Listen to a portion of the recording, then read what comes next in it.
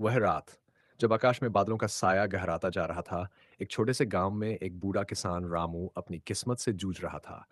आसमान में चमकती बिजली और तूफान की गर्जना जैसे रामू की बर्बाद होती फसल की आहें सुन रही थी। उसकी साल भर की मेहनत पानी में मिल चुकी थी।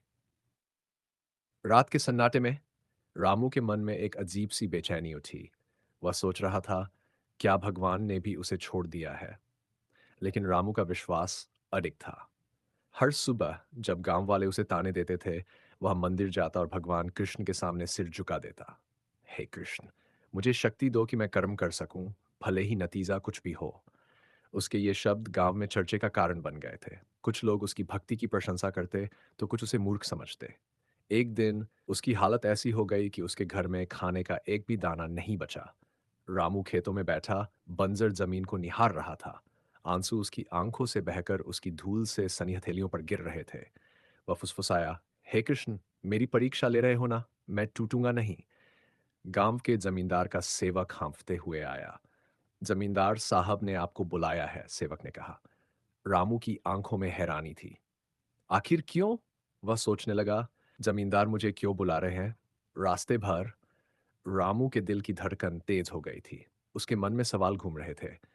क्या जमींदार मुझे जमीन से बेदखल करने वाले हैं? क्या मैं अपने खेत खो दूंगा? उसने भगवान कृष्ण का नाम लिया और जमींदार के घर पहुंचा।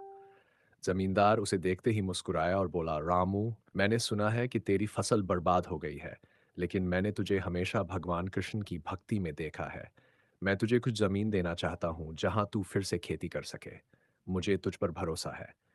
यह सुनते ही रामू की आंखों से आंसू बह निकले। उसकी कांपती आवाज से निकला, हे कृष्ण, मुझे आप पर हमेशा विश्वास था।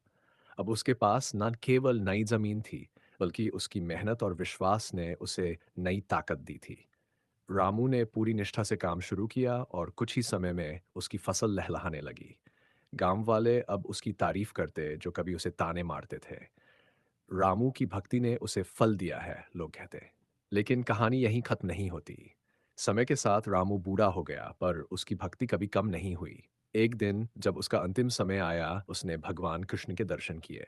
भगवान ने मुस्कुराते हुए कहा, रामू, तूने अपने कर्म किए और मुझ पर विश्वास रखा। अब तेरी आत्मा इस शरीर के बंधन से मुक्त होने के लिए तैयार है।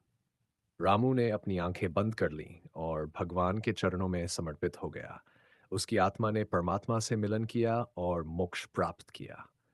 गांव में उसकी भक्ति और निष्ठा की कहानी सदियों तक याद की जाती रही।